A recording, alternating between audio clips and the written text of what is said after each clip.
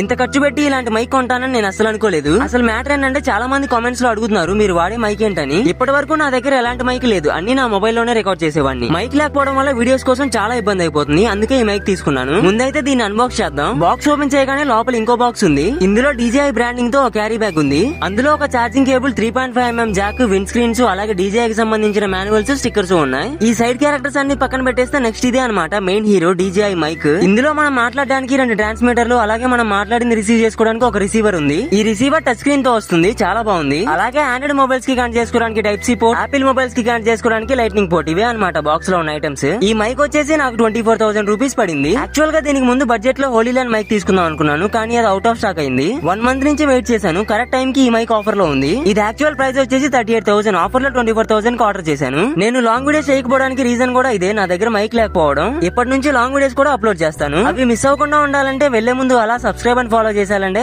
వెళ్ళొస్తా.